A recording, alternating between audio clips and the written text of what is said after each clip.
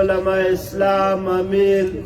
مولوی عبدالمنان صاحب په اجازه په صدارتي مجلس کې ناست د ټولو مشرانو ستاسو د ټولو په اجازه عزیزانو هغه خبره ده د وخت د جابر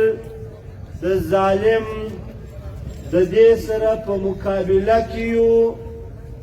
ډاډمن په دې یو حوصله مې په دې زیاته ده چې د خپل قام همت او جرأت چې مې دی هغه برقراره دی ورځ رابلې زموږ ولس بیداري کوي او دا بیداري به که خدای کول د موجوده فوجانو د آرمي چیف صاحب د دې زورورو دا ناپاکه فیصله پر مخ ویي او د خپل کام د خپل ولس خپل جایز حق به لاس ته راوړي ولې ورونو په ګرد جهان کې داسې نه دي سوي کوم کار چې زموږ ستاسو سره روان دی دا جهان دا وطنونه اوس په یو کلي بدل سوي دي دا ټیم دلته چې موږ ګایېږو دا زموږ خبره یو قسم د سوشل میډیا د لارې ټول جهان اوري موږ پر جهان غږ کوو چې تاسو د انسانیت دعویداران یاست موږ ټول جهان ته وایو چې وګورئ دا چمن دی دا د چمن پرلت دی 5 میاشتې پوره کېږي اسانه ساده غوښتنه ده چې ریاست د افغانستان د حکومت سره په خپله خلاصه کړې وه چې دا پر ډیورنډ کرښه پراته خلک به پر شناختي کارډ او پر تذکره تګ راتګ کوي نو دا رښتیا خبره ده چې زموږ جرنلان د شرابو په نشه کې پراته دي هېڅ راپورته سوزي مړی فیصله یې وکړه چې دا باډر بند نالت دي ستا پر فیصله یې شرم وکړه حیا وکړه او دا خبرې چې کېږي چې پاکستان دی دا خبرې چې کېږي د پاکستان جنډۍ ده وروره دا خو ښکاره خبره ده ستاسو نه دي په یاد موږ ستاسو یې نه وینو د پاکستان جنډۍ به پر موټر ودروله بیا به چرس هم پکښې کې و روین به هم پکښې کې و اسله به هم پکښې کې وه و دې موټر ته څوک نه درېدی د پاکستان جنډۍ خو یې د دې دپاره استعمالوله چې وروره روین وړه چرس وړه افیم وړه د خلکو بچیان وژنه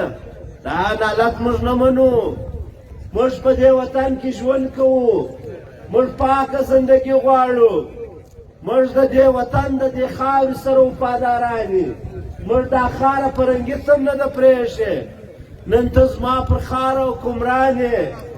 ما به نور نه زیرې او زه دا درته وایم دا پښتانه دي دا د دې ټولو پښتنو لاس وله ورکړی دی موږ و فرنګیت هم کمه نه ده کړې ستا دی شوق راته کېږي چې ته به زما په غلامي کې اتڼ کوې په دا غلامي کې اتڼ کول زه کفر ګڼم دا موږ نسو کولی په خدای چې ارمان وکړې ته ونیسه موږ 5 میاشتې پوره سوې د پښتانه قام ټول مشرانو ډېر په ښایسته انداز په ډېر طریقه یې تا ته وویل چې د چمن پرلت خبره ومنه ولې ظالمه ته چم سره کښېنې چې دا خو ناروا خبره نه کوي دا خو جایز خبره ده بیا زموږ د جایز خبرې نه منل دا د چا ذمهواري ده وروره دا دی وایي وروره دا ریاست وایي چې ولې دهشتګردي خواته نه ځې ولې جنګونه نه کوئ عجزانو موږ تاسو دای ناستې موږ جنګو والا نه او موږ پر خپل وطن پر دا خپله مطالبه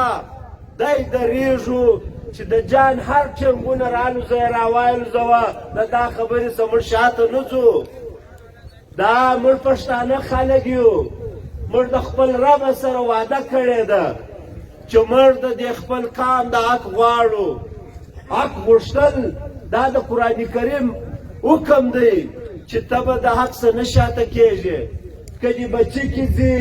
که دې مال کې ځي که دې سر کې ځي د دا جهاد دپاره موږ تاسو تیار یې که نه یې تیار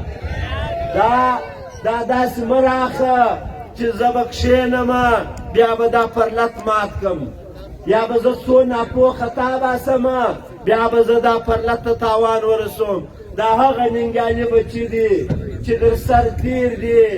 د وطن سره مینه لري موږ د وطن پر مینه راټول سوي یو موږ د هېڅ د نورو خبرو سره کار نشته دا ستاسو پرلت کمیټۍ دا ټول پر اتفاق سوي دي موږ یوه خبره ته ملا تړو چې موږ خپل لاره خلاصه غواړو او دلته پر دا مقدس سټیج باندې هېڅ چاته اجازه نشته چې یا بله خبره کوو یا بلې خوا ته ځو موږ د قام پر ټولو د وطنوالو ګور عزیزانو موږ غم و خوشحالي سره شریکه ده چې په پښتونخوا وطن کې کور دی په پښتونخوا وطن کې ګور دی داسې هر څوک دی دا به ملا تړي د دې وطن دفاع به کوي راسئ د ټول وطنوالو ته خواست کوو چې ملاوې وتړئ موږ مجبوره یو موږ پر امن احتجاج وکړئ موږ فیصلې سختوو موږ وروره مجبوره یي موږ د دا قام لار غواړو او دا خامخوا غواړو او که چیرې خدا نخواسته موږ غلطي وکړه دا د دې پرلت ناکامي د ګرد قام ناکامي ده ستا د وجود ناکامي ده ستا د وطن ناکامي ده ستا د لنګوټې ناکامي ده دا ناکامي نسو برداشتولی مرګ ته تیار یو بالکل ځانونه قربانوو خپل بچیان قربانوو دا نسو منلی عزیزانو ټولو ته خواست کوو